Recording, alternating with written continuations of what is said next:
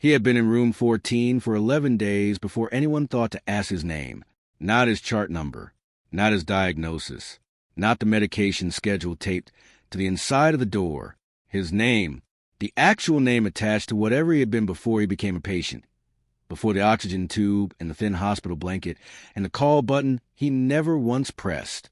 That question, that one small question, is what changed everything. The man in room 14 had a service record that had been reviewed at the Pentagon. He had a file covering 3 conflicts across 4 decades. He had a call sign that people in certain rooms still lowered their voices to say out loud. He had hands that had carried the wounded, laid the dead to rest, and held a line on 3 separate occasions when the line was about to break entirely. None of that was written on the whiteboard above his bed. On the whiteboard above his bed it said, patient, DNR, next of kin, none. His name was Walter Eugene Pruitt. He was 73 years old. He had been a United States Army Special Forces Master Sergeant, a combat controller on loan to 3 different classified units across a span of service that began in 1971 and did not officially end until 2009. The word officially is doing significant work in that sentence. People who knew his record said the real number was later. People who knew his call sign said they were not surprised by any of it. His call sign was Stillwater. He had earned it in a river valley in Southeast Asia in 1974 under circumstances that remained classified for 31 years. He was dying of congestive heart failure complicated by a lung condition he had never named to anyone and had refused to have documented beyond the minimum the VA required. He had been offered a private room 3 times. He had declined each time. He had been offered a chaplain twice. He had said, without hostility, that he was fine. He had been offered a television. He had accepted that one.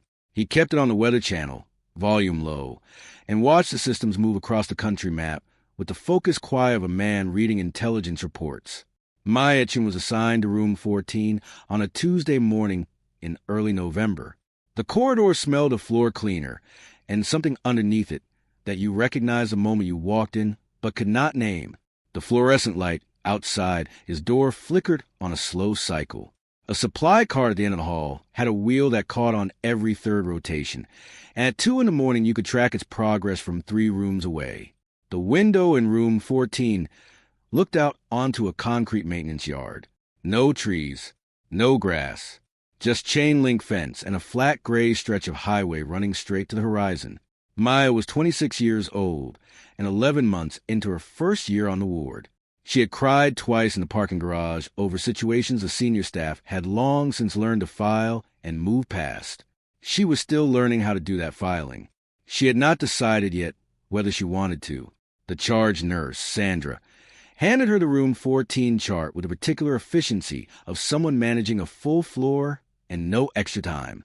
She said he was stable, that he ate about half of what was brought to him, that he slept in short intervals and was always already awake when the night checks came through. She said he did not talk much. She said that like it was a simple fact about the room, the same way she might have said the window faces north. Maya went in at 7:45 that first morning with his medication tray and his vitals kit, and she said good morning the way she had learned to say it on this ward, which was quietly and without too much brightness, because brightness could feel like an intrusion in rooms like this one. He was watching the Weather Channel. A low-pressure system was moving in across the Tennessee Valley. He said good morning back. His voice was low and unhurried, the way a man's voice gets when he spent decades in situations where speaking too fast or too loud cost people something real. She checked his vitals. Blood pressure holding. Oxygen saturation where it needed to be. She made the notes. She was almost at the door when she stopped and turned back around and said, without exactly planning to say it, "What did people call you? Not what is your name. What did people call you?" He looked at her for a moment, the way a man looks at something unexpected that does not alarm him, just registers it. He said, "Walt. People call me Walt." She said it was nice to meet him. Walt. She meant it. You could hear that she meant it. She went back into the hall. He watched the low-pressure system move across the map. Over the next 3 days, Maya learned things about Walter Pruitt, the way you learn things in rooms like that one. Slowly, in pieces, through the specific grammar of a man who had never been comfortable with the long version of anything. She learned that he took his coffee, without anything in it, She learned that he did not like the ceiling light and preferred the lamp on the bedside table. She learned that he had a habit of holding whatever he was thinking about quietly behind his eyes for a long moment before he let any of it out into the room, and that when he did let it out, it was already fully formed. No wasted words. The way a man speaks, what he learned long ago, that words in the wrong place cost lives. She did not know yet what he had done. She knew only what the chart said, which was almost nothing, and what the room said, which was more. The room said this was a man who took up exactly the space he needed, and not 1 inch more. The room said this was a man who had been alone for a very long time, and had made his peace with that, the way you make peace with weather. On the 4th day, he asked her if she ever got tired of it. She asked him what he meant. He said all of it. The corridor, the cart with the bad wheel, watching people at the end of things. She sat down in the chair beside his bed, which she did not always do, which the schedule did not exactly leave room for. And she said honestly that some days, yes, and some days she felt like she was exactly where she was supposed to be, and she had not yet figured out how to tell in advance which kind of day it was going to be. He thought about that for a moment. He said that was a very honest answer. She said she was still learning which answers to give. He looked at the window, the maintenance yard, the fence, the highway. He said he spent a long time learning which answers not to give. He said the two skills were closer together than most people expected. That was the most he had said in 4 days. She did not try to fill the space after it. She let it sit there the way it was meant to sit. On day 6's breathing changed in a way that breathing changes in rooms like that one. The physician made a note. The medication was adjusted. Maya came in at 6 in the morning, before the shift technically started, because she had been awake since 4, and she knew what the change in breathing usually preceded, and she did not want him to be alone when the day began. He was awake. Of course he was awake. He looked at her when she came in and said, "You didn't have to do that." She said she was already up. He said that was a kind lie and that he appreciated it. She sat down. The Weather Channel was showing a clear system moving through the southeast. Bright, high pressure, the kind of morning that would have been good to be outside in. He was quiet for a while. Then he said he wanted to tell her something. Not because he needed her to know it, but because he had been thinking about it for 11 days, and she was the first person who had asked him what people called him, and that meant something to him. Even if it was a small thing, even if she had not known why it mattered. She said she was listening. He said he was not a good man in the way people meant when they said that at the end of things.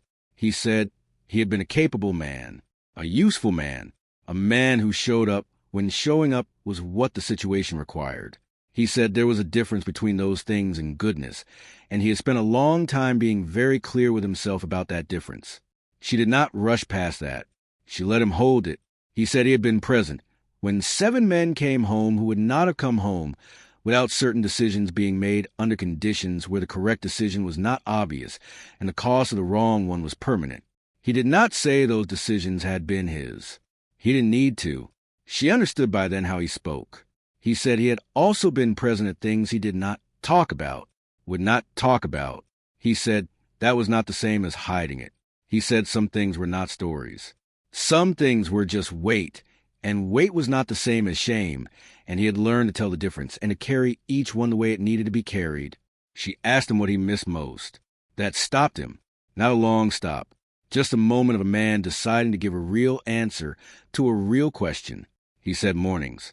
He said he had spent most of his adult life in places where the morning came in hard and fast and required your full attention the moment it arrived, and that he had never stopped being grateful for the way a day announced itself at its beginning before anything had yet gone wrong.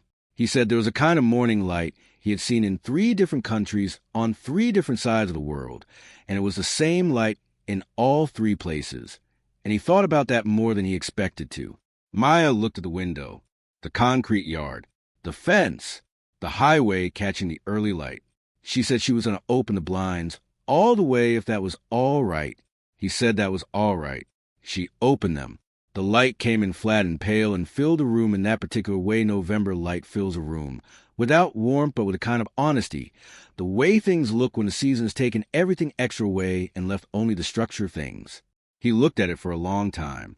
He said, "Thank you." She said, "Of course." He said, "Not for the blinds. For the question.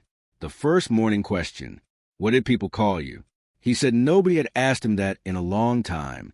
He said most people by the time they got to rooms like this one had already been reduced to what their paperwork said they were, and that there was a particular kind of loneliness in that he had not expected and had not known how to name until it was already upon him.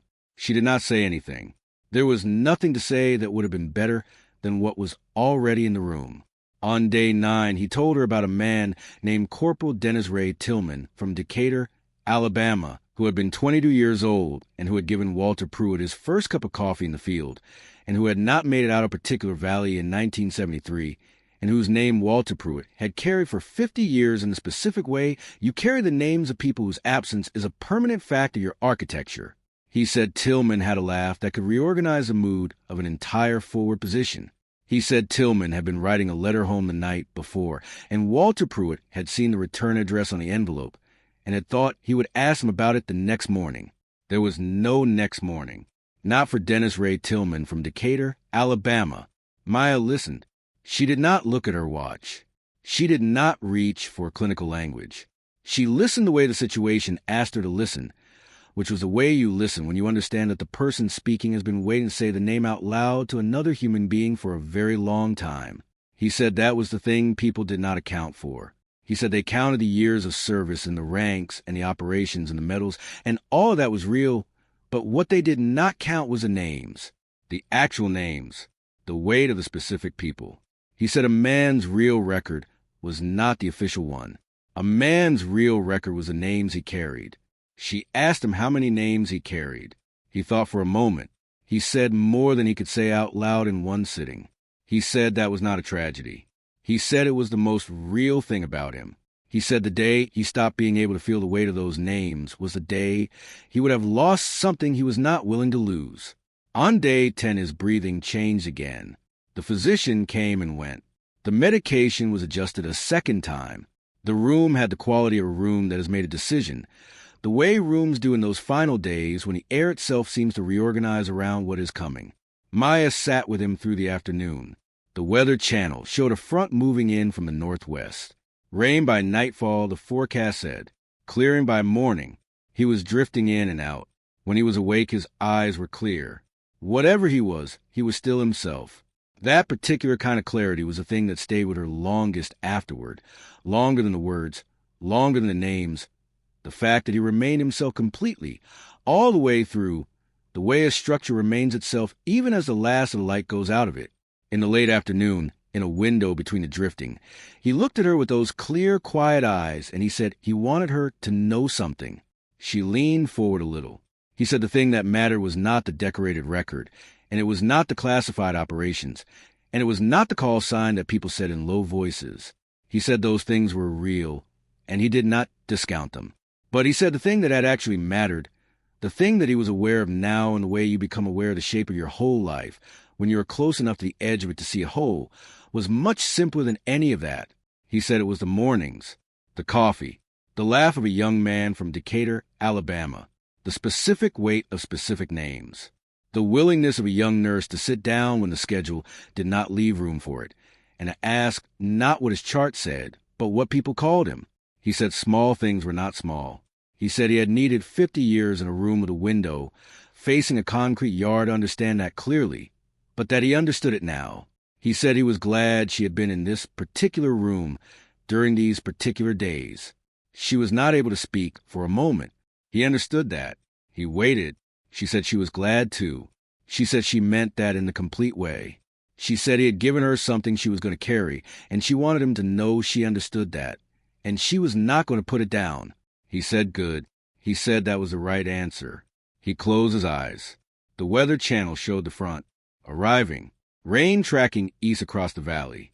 The low flickering light in the corridor outside. The cart with the bad wheel, somewhere at the far end of the hall. Rolling and catching and rolling again.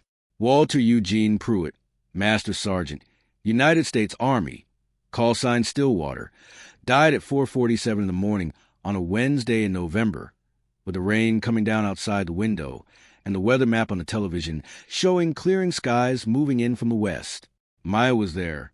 She had come in at 4, before the shift, before the light changed.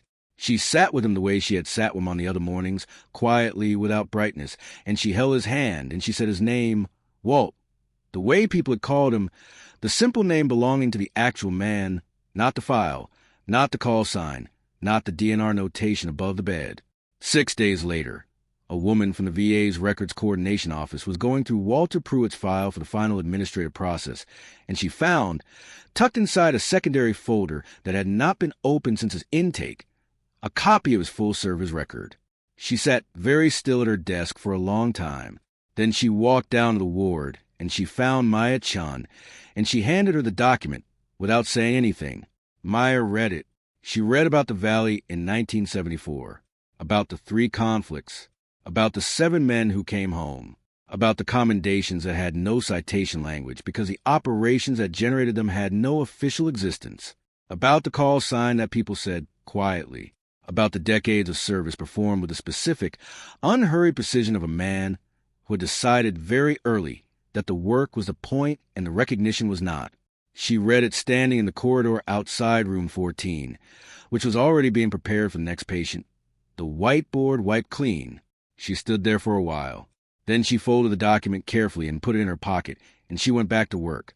The way he would have, the way the situation asked her to, carrying the names the way they needed to be carried, which was quietly, completely, and without putting them down. The morning light came through the windows at the end of the corridor, flat and pale and honest, the kind that shows you the structure of things. He had been right about the mornings.